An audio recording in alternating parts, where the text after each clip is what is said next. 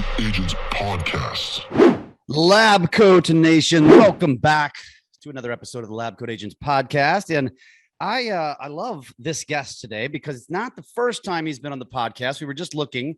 The last time he was on was back in March of 2020. So that would have been recorded before the pandemic started. We probably didn't even know. Well, we knew, but we didn't know what was coming, right? And we brought him on because he's a real estate agent based out of Virginia, moving to Las Vegas here very soon. So that's pretty exciting. So if you're in Vegas, you want to connect with this guy. He specializes in helping real estate agents. And Matt, I'm going to let you correct me if I'm wrong here, but get your finances in order. He helps. We're going to talk about how you can circumvent. Well, maybe that's not the right word, but how you can improve your tax status. Right? How much are you paying in taxes? He's going to help you because how many realtors make all this money? The year ends. Here we are at the end of another year, and you're like, shit, where is my money? I just had my best year ever. Where did it go? And this is what he does. He helps people get debt free. He helps people learn how to save with his platform called Financial Fit Coaching. Ladies and gentlemen, welcome back to the LabCoat Agents Podcast, Matt Plumer. What's up, Jeff? It's awesome, man. So, Matt, how would you describe? Because at first I want to digress, but before we do that, how I just described it, which was probably just hideous, but it's my best layman's attempt at it to describe what it is that you do with real estate agents as it pertains to their finances. Yeah. So the overwhelmingly majority of real estate agents, and I know I'm putting people in a box here, but I think it is the majority. Over the last 3 years that I've been having intentional conversations with agents, it's probably north of 1,000 by now, is there are 3 things that real estate agents struggle with. And it's just the awareness and just the facts. Right? Most real estate agents don't make as much as they think. I think it's just they go sell a $500,000 house and it's this much percent and they make that much, right? And we all know that there's brokerage fees and there's splits and there's then that money's right off the top, and then they still think they make that much, when in reality is we've got taxes, we got business expenses. So real estate agents literally they don't make as much as they think they make. That's number one. Number 2 is we all spend more than we care to admit. We all do. We're not even putting real estate agents in that box. We all spend more than we care to admit. Humans in general, yes. Yeah, right. I've been on a journey for 8 years. I spend more money than I care to admit. But then the last thing is, what's truly the most important is most real estate agents are behind on taxes and or retirement. It's just they're behind on taxes because they're selling real estate this month to pay last year's taxes, or they don't have a retirement strategy to actually, and I say the word retirement, when I say that, I mean, how do we exit real estate? Yeah. Right? I mean, is it going to be, I want to open up my own shop, or is it I'm going to, have rental properties, or I'm going to go buy a new business, right? Or, hey, I'm just going to stop working, right? Because I'm going to go play more golf, like Jeff and Matt, like right. Whatever, right? So what is it going to be? How are you going to exit the business, right? And so, when you look at that and you look at it through those 3 frameworks, what I do is I help real estate agents establish the process, the flow of money that comes from, or that helps them eliminate the landmines, the pitfalls, that what's keeping them from, or what's causing them to bump their head against the ceiling of achievement, or causing the bottleneck that's keeping them from achieving these financial goals that they all started with, that they want this freedom and they want this lifestyle. So what's stopping them? And we identify that. And, I have a format and a framework that we work through from the word go, right? Sold a house, got paid, now what? Is when the check hits the bank account, what happens to the money? Yeah. Well, I think, and I still want to digress, but before we do, one thing I want to say is that I think a lot of you listening right now, probably you're guilty of saying, okay, I'll get to that later. okay, I need the money. I want to, buy this or buy that, or, it just burns a hole in your pocket. I've always wanted this car, or I've always wanted this house. I always wanted this vacation. I've always wanted these clothes, this purse, whatever. I'll get to it later. And some of you are probably already well into the later, and some of you are in your 30s, let's just say, and all of a sudden you're going to blink your eyes and you're going to be 50 and you're not going to have a penny to your name, or you're not going to have much in savings because you don't have 401ks. By and large, you don't have it unless you're disciplined to do it yourself, because you're self-employed essentially. And I think that's where, Matt, this is why this is such an important topic, and I like bringing you on. I think we'll do this annually because I think it's important to bash this into people's heads. But before we get into that, let's learn a little bit about you. So I mentioned you're from Virginia, you're in real estate. What's your background? Why are you moving to Vegas? Tell us about you. Yeah, for sure. So, my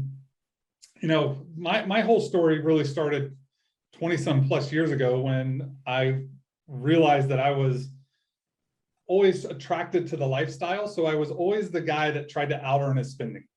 And I learned that from my parents, well documented. You can go back and watch a ton of videos or conversations I've had with myself around how I got to where I got to, right? We don't need to spend a ton of time there, but some of the things that I've overcome in the last decade or so is I used to be 300 pounds. I was always the guy that lost 20, gained 40, lost 20, gained 40. And so that got to a point where addiction and trying to out earn my spending and alcohol and gambling and all of those things really came to a head back in 2012, where I had a chance, thankfully, by the grace of God, had a conversation with a counselor that said, dude, you got 12 months, you're going to be dead, divorced, in jail, or broke. You got 12 months. Like, you can only, and I equate that to today, where, real estate agents can't, if you don't get the stuff under control, you can't sell enough real estate. So I couldn't place enough bets. I was always going to be drinking more and more and more. I was always going to be chasing the next bet. And so when I had that decision, or I was, always trying to lose weight, when, dude, if you just establish a few of the right habits, you won't ever have to lose weight again, ever. Yeah. And so when I made that decision almost a decade ago, completely changed my life. However, after losing 100 pounds and becoming sober, I realized I was $500,000 in debt. Right? I owed the bank, I owed the mortgage company, I owed student loans, I owed the government, I owed my friends, I owed credit card companies, I owed everybody money, cars, the whole 9 yards. And so we went on a journey for about 40 months, following Dave Ramsey's principles, right? We ran right down the baby steps as efficiently as we could. And in 40 months, we punched out $500,000. Wow. And along that journey, I got started in real estate because I needed a new widget, a new thing that I could go build, because I was at a crossroads in my career. However, once I got into real estate, I quickly realized that my customer was not the buyer and the seller. My customer was going to be the real estate agent. Because I'd gone on this journey and I was sitting in a market center listening to people sell real estate, X amount of millions of dollars. However, when the microphone was off, how they were selling real estate this month to pay last year's taxes. And I knew that there was going to be my customer, my client, right? The hero that I could take on the journey was going to be the real estate agent. Mm-hmm. And so that allowed me to then start thinking about, I was always attracted to internet marketing. I was always attracted to online stuff.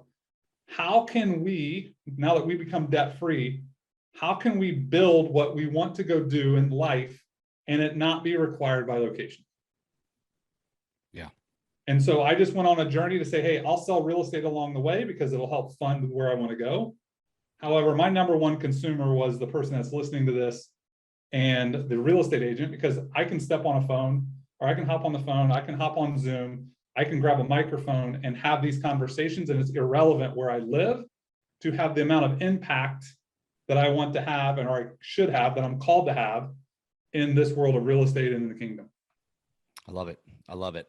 And it's a fantastically inspirational story, your story. And I say that because I think it's important for people to follow you, because it's not just lost a ton of weight. It is a lifestyle. I mean, correct me if I'm wrong, but you're vegan, right? Ish. Okay. Okay. Not all the way. So you're as vegan as I was. Yeah. Probably better than I am though, but still, I mean, but that's a lifestyle. And I think you could attest to this, that like everything in moderation, essentially, right? Which I assume that's how you're living your diet life. And Yeah. I assume that's how you're living your fitness life, your physical life, right? And now you're living it in your financial life as well. And you're living the dream. It is a story that we're living out, and as we keep writing our own chapters, I always, and I think this is a mistake that agents make early in their career, which I'm doing everything to avoid, is looking far enough ahead to identify where I want to go, the pillars I need to hit, and then turning around and looking backwards to make sure that I'm right when we write the chapters and we live life and we get another trip around the sun, is that we're aiming in the right direction rather than just trying to solve the problem in front of us that's clouded by all of the stuff that's clouding us, which is the political injustice, the racial injustice, the social injustice, the market, the interest rates, the politics, all of that stuff that clouds all of our judgment and then causes us to only see 3 days ahead. And then we try to solve that problem versus the problem that is actually that we want to solve, which is 5 years away. Yeah. So when it comes to getting oneself right, you mentioned sitting in the market center and listening to this, and this is this is that thing where everybody sits there every year. I'll equate it, and I'm in the mortgage business, which is we're W-2'd, so we're fortunate and unfortunate at the same time. But fortunate from a tax perspective, I don't have to deal with this stuff because it comes out of my check already, right? But every year I say I'm going to, because I have several LLCs, I'm going to get my taxes done earlier this year. Well, guess what? My accountant was in my driveway earlier this week because September 15th is the due date for businesses.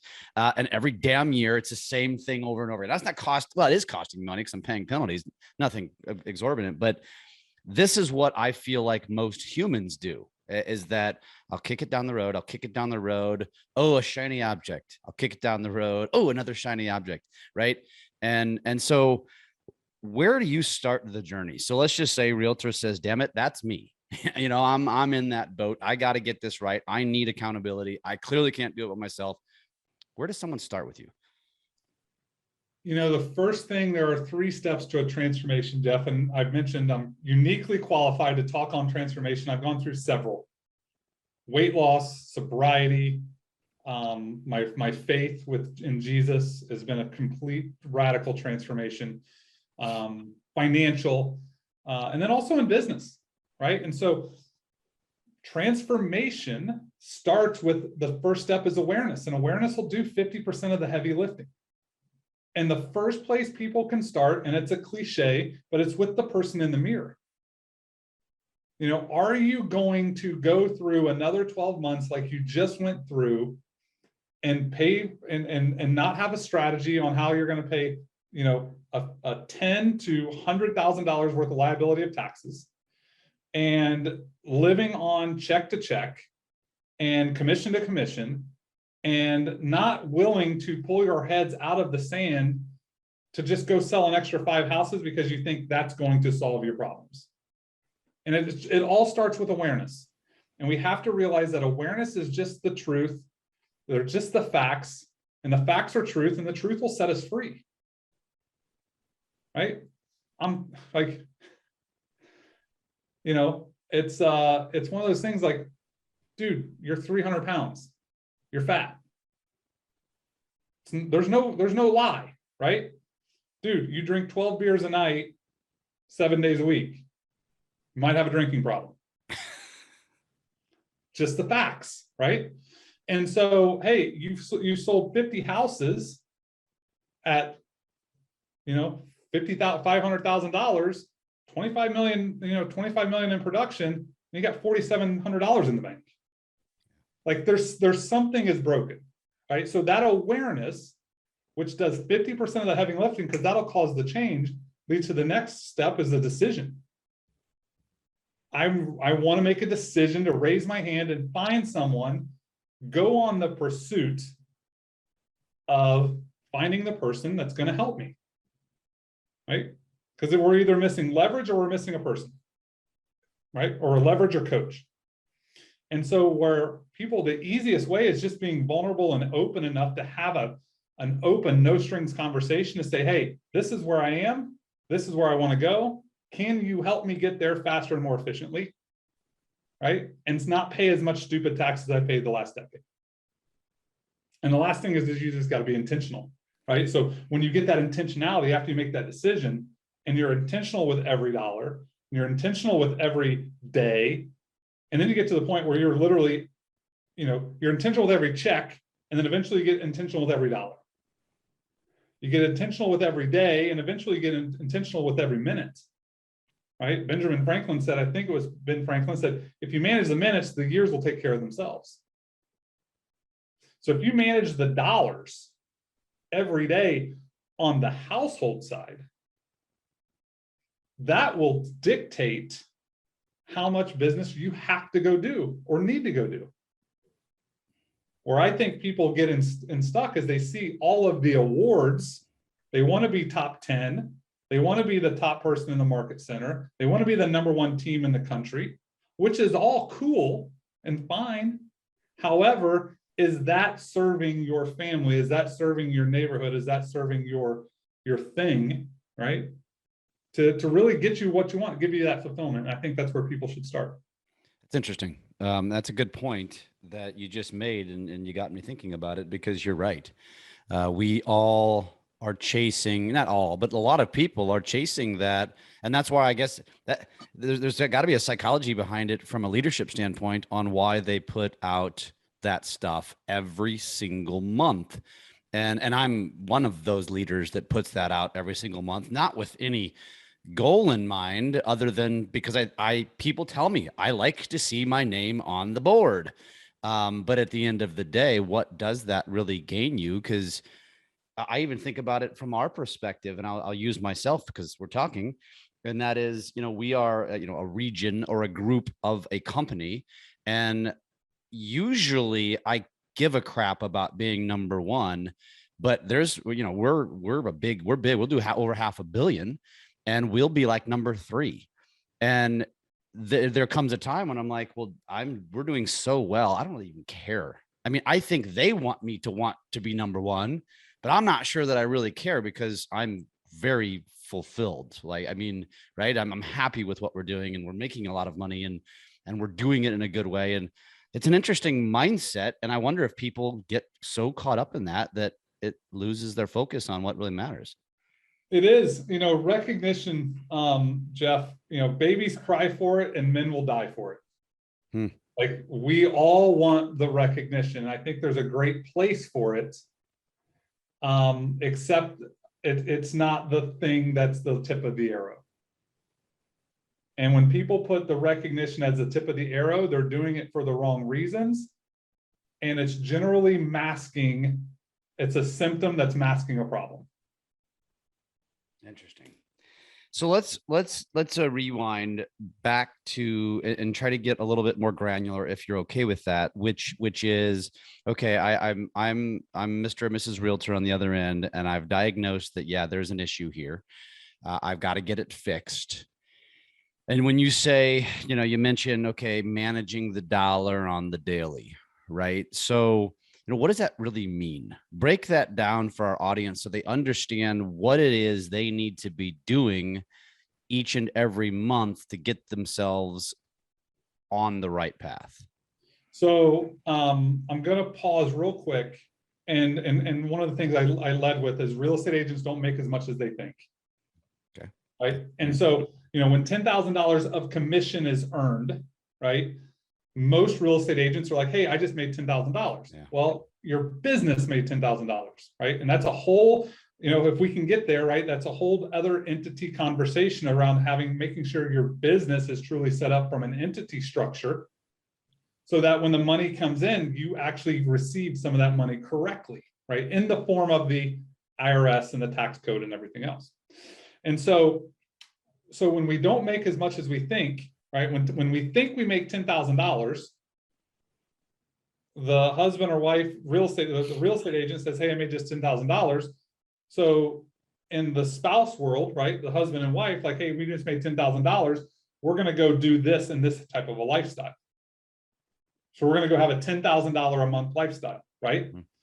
When in reality, it's not 10,000 bucks. The best I can see is about 65% for the solo agent. The best, right? Because in your world, W-2, you have no expenses and the taxes are already taken out. Yep.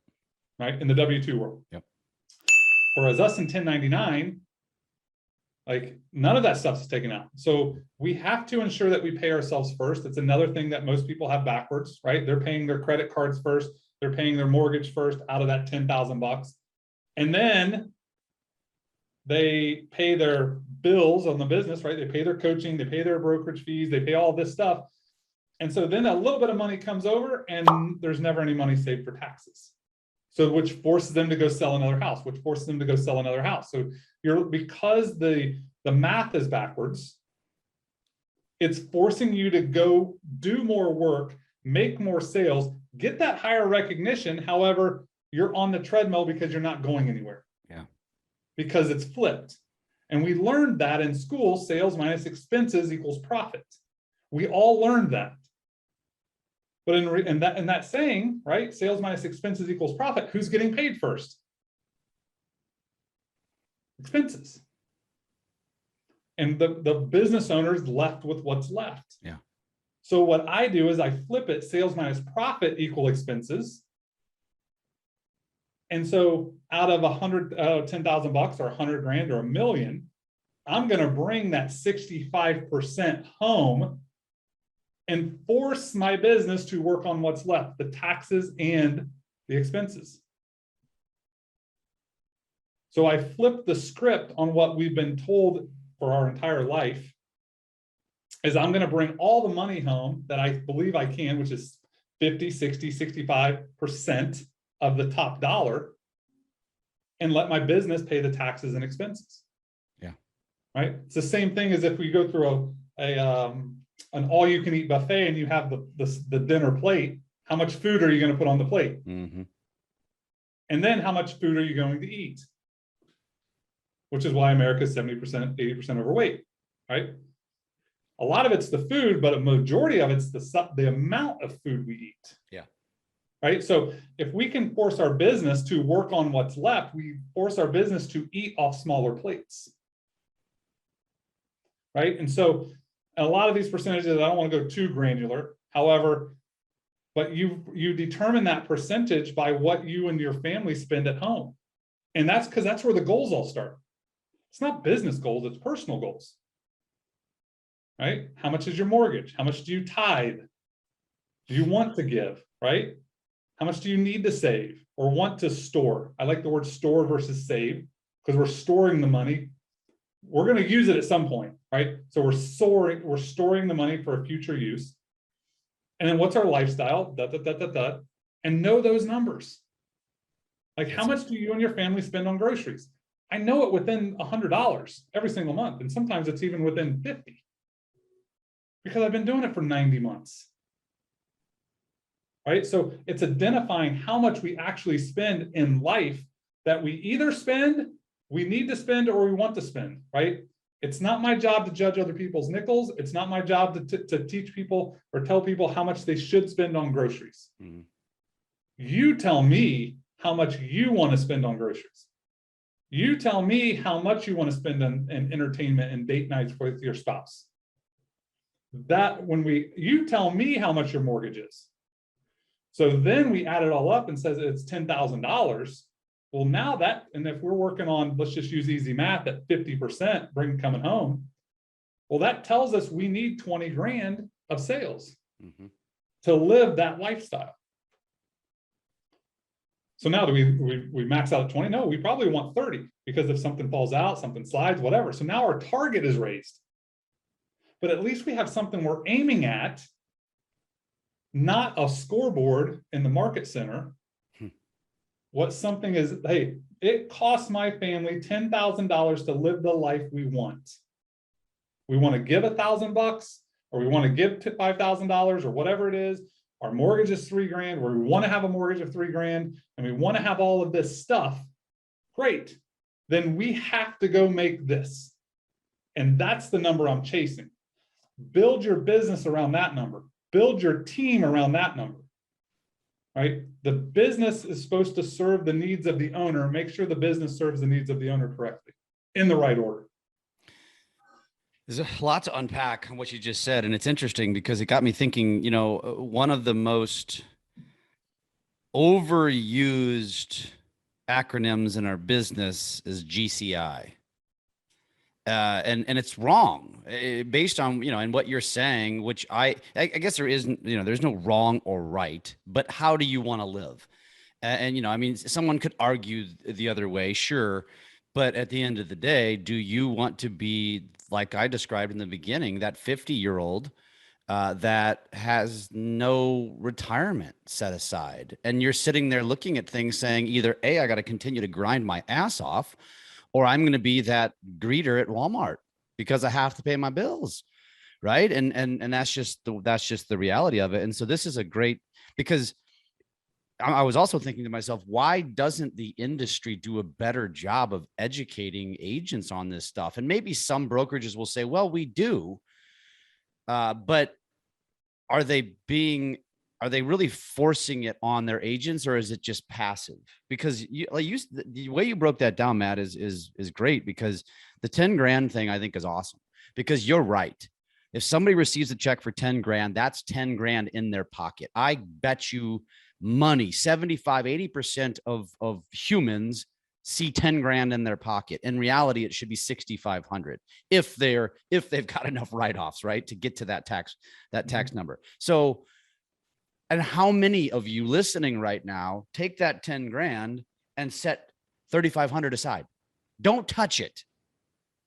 Or write the damn check to the IRS right now, right? So let's actually talk about that for a second, because I do believe that is so critically important. What is your advice to people on how to manage your taxes? Is it quarterly payments? Is it monthly? What do you suggest that you see works for most? I know it's not one size fits all, but what do you suggest? Sure. So again, it all starts with awareness and what you want, right? What are the facts? And if you're an agent that's selling, and let's use, 20 houses a year plus, right? We have to make sure the entity structure, the money is received correctly, right? Because all this whole game that we're playing is the game that the government has built for us, called the IRS code. And so how much of the money can we legally receive and use so we don't have to overpay in taxes, right? Now, I believe as American citizens, we should pay taxes, because how are we going to fund the stuff that we're doing, right? You can't, as Jim Rohn said, the military can't use used bullets, right?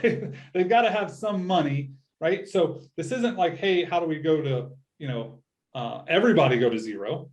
But how do we make sure that we, as business owners and leaders of the industry, serve the need, have our business serve our needs, right? So entity structure, a tax plan, and a great relationship with your CPA is the first place to start. It's why I've partnered with one of the best in the country. It's because it's a natural progression, and it's such the tip of the arrow for most business owners, right? And so once that's installed, we just put in a framework of saying, hey, $10,000 comes in, we write the check, we filter the money, right? I set it all through up bank accounts. It's the easiest way, right? And so we're just transferring money to this one bucket called profit, this one bucket called owner's compensation, this bucket called taxes, and this bucket called operation expenses. So we just went through the buffet line with much smaller plates. So each thing can eat, right? The owner can eat off the profit. The owner can eat off the compensation, right? I think that's a big mistake, a big misconception that agents make, is most solo agents have two responsibilities, one of the business owner and one creating the revenue. If you own a team, you run a team. You actually should be paid 3 ways a month if you're in production as a team leader. Now, if you're not in production as a team leader, you're getting paid twice, right? Running the team, profit, and then also every quarter you can take distributions, right? But it all starts with that setup of how the entity's set up, right? I recommend an LLC taxed as an S corp for anyone that's selling 125,000 or more of GCI, right? I think that's about the number that's going to make it, you know, for the big exemption, right, between sole proprietorship and S corp is the payroll tax or the self-employed tax, right? So about 125,000 is going to offset that between 100 and 125. And so what you want to do is when you get to that tax thing, right? If you're like, hey, 50% comes home, 15% goes to taxes, 5% goes to profit, 15 or 50 home, 15 taxes, 20, 25, 30% is left in the operation bucket. Go ahead and write the check to a separate bank for not only your profit, but also your taxes. So then when your quarterly taxes are due, all you do is go to that other bank that you have no idea how much money is there because you don't have any digital access to it, no apps, right? You just write a check for whatever your quarterly taxes are, $5,000. You just pull out a check, $5,000, mail it out, done. And now you're on track. You got this money accumulating over here where you have no idea what it is. It is freedom for a business owner to know they're saving for taxes out of every single check or every single transfer, and it's out of sight, out of mind. So then when you log in and you have all of your personal banking and all of your business banking, your tax account says zero because the money's somewhere else. Your profit is zero because it's somewhere else. Then every quarter you get to sweep in $10,000 or $100,000 or whatever your profit is. That's your money for owning the business. It is freedom for business owners that run their business with the right entity structure and also use Profit First with a, you know, Profit First professional as a guide along their way. So, but Matt, I am a relatively new agent and I live paycheck to paycheck. How on earth am I going to wrap my head around all of this? Because honestly, I have to, you know, you've heard this before. I hear it as a lender all the time, and it's sad that I have to even say this, but I've heard realtors tell us when a deal is falling apart, how am I going to pay my mortgage? I need that money. You know, like, it's like, excuse me, like, what are you in this for? Right? Are you in this for your clients? Are you in this? I digress. I just had to throw that in there. What about that agent who's saying to you, I'm new. I need every dime. Yeah.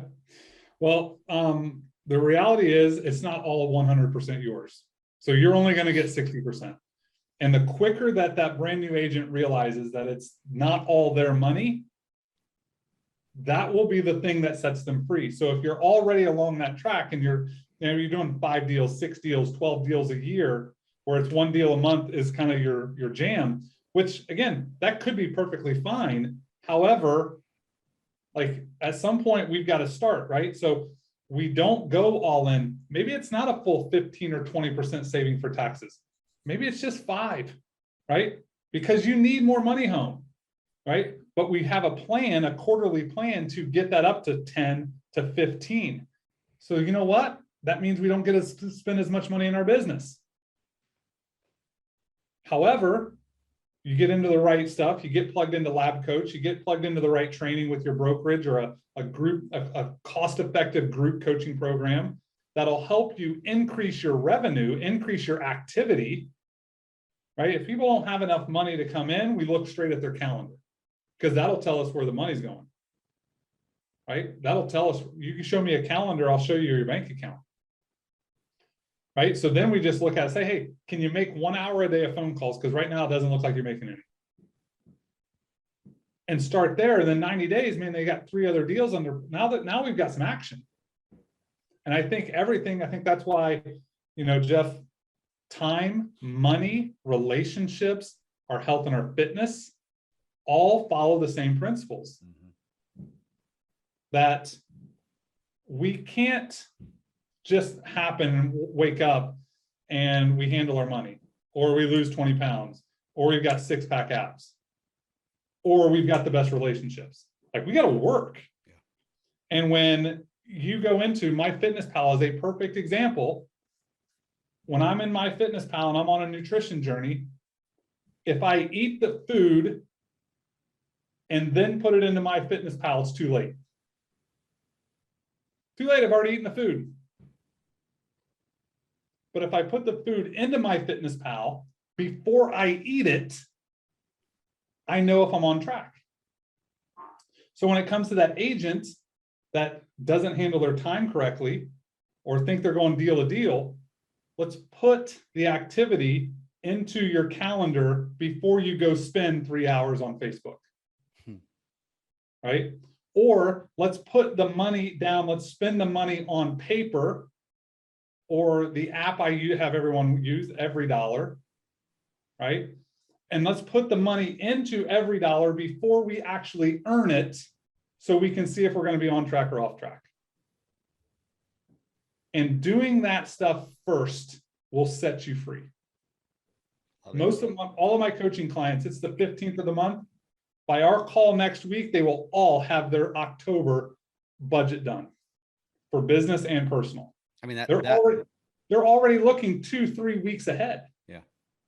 Just that word, just the word that you just dropped, budget, that's how many of you are doing that? That's a word that I think is lost. It gets lost in a sea of busyness. Like you said, 3 hours on Facebook, which, by the way, I could definitely argue that spending time on social media can be very valuable for your business, but maybe not 3 hours. Yeah. And so that's where, when we look at the granular stuff, it's like, okay, hey, I want to handle my money right. Tell your money what to do before you earn it. I want to handle my time better. Tell your time what to do before you go spend it. If you want to go spend time on social or time in your inbox or time with your database, put it on the calendar, right? Yeah. If you want to go save $1,000 out of every check, make sure it's on the budget, right? It's just a budgeting, a cash flow planning, right? It's just a time allocation before you go spend it, right? Yeah. And so that's where so many people, I think the big nugget I hope everyone takes from this is that if you want to go have that transformation, the awareness, that decision is to go, find the right person or the right people that are winning and go do what they do. But then also that intentionality is spend whatever it is that you're trying to fix: time, money, relationships, finances, health and fitness. Spend it on paper before you consume it. Yeah, I love that. And I want to wrap this up with one final question that is less granular, but you and I were introduced a couple of years ago, and turns out we had a lot in common. I was going through a vegan run myself at the time. You were vegan. That brought us together. I'm a big fitness guy. You, for different reasons. Like, I don't have that journey of losing weight, but to me, the fitness goals and doing this sort of thing, there's a point to what I'm saying here is I used to sit in conferences and listen to these speakers and the Jesse Itzlers, and there was another guy, his name escapes me, and they're all like super athletes. And I kind of just like put 2 and 2 together. Like, what's the common thread here? I'm always hearing these successful people are doing Ironmans and they're doing marathons and they're doing ultra marathons. And I tied it back and said, my physical shape, my fitness, my health, it's not just finances, my spiritual, my family, all of those things. Like, it's more important to one's business than you realize. And I know you can agree to this. And I think a lot of people don't understand that or don't take it seriously. And if you really want to be successful, my opinion is, don't spend so much time focusing on getting success in your business. First, get success in your life. And that's family, that's fitness, that's diet, that's health, right? That's all these things. And those habits lead to success in business. There isn't a direct correlation. It's not like if you do this, if you lose 100 pounds, you will make $1 million. It doesn't work like that, but it's like a mindset thing. And I know since you've gone through this, what is your take on that in general? Because I love to beat that home. I've got over 100 employees. I talk about it a lot. Being a healthy human is so incredibly powerful to the success in your business. So what is your take on that? Well, I think, I've always, up until recently, been the person that would try to do the outwork, right? That I was going to get the thing by doing the most.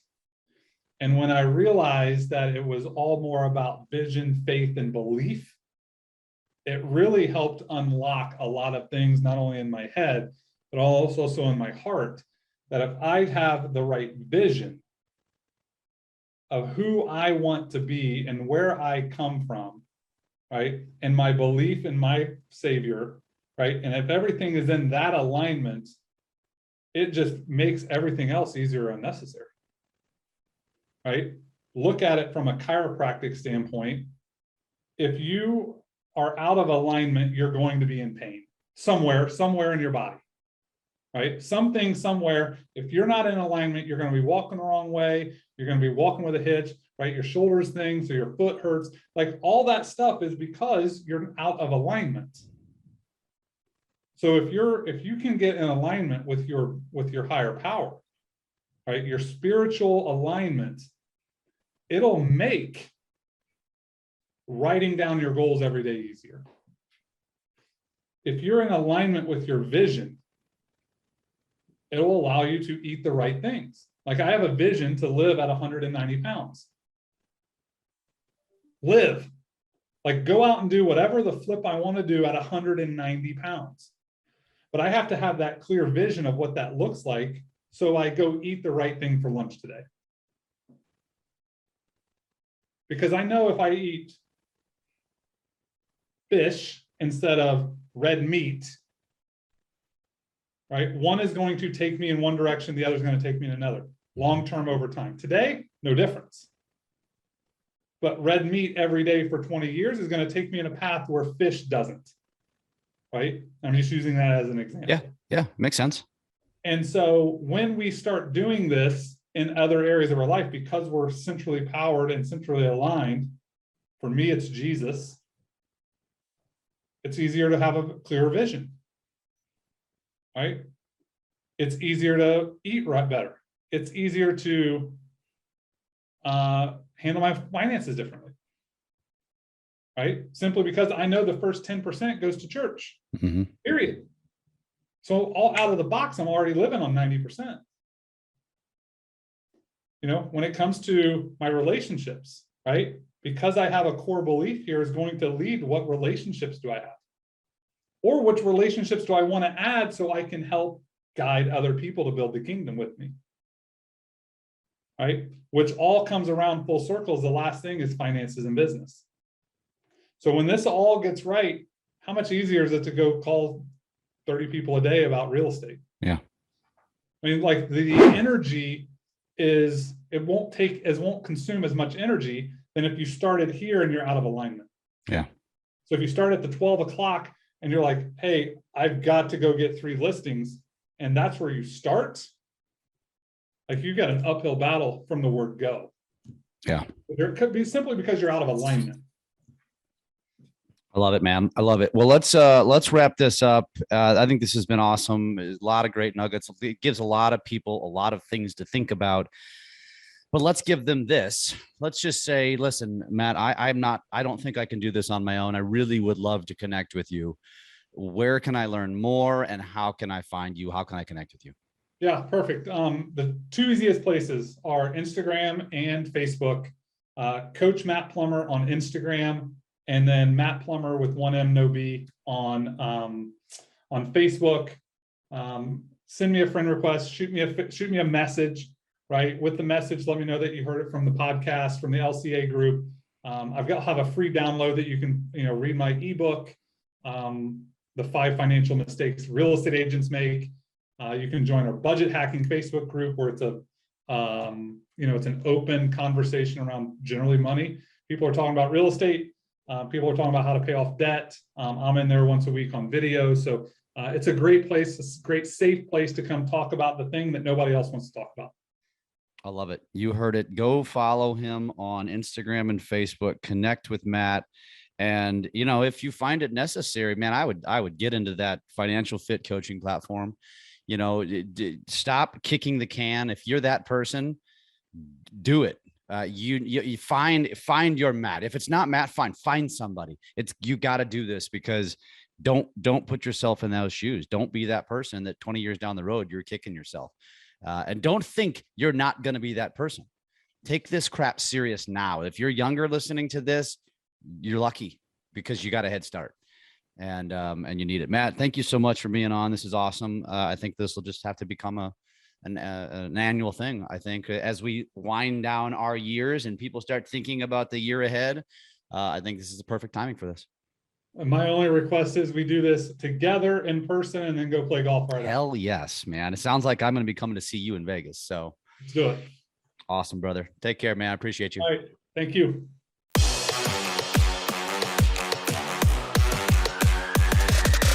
LabCoatAgents Podcast.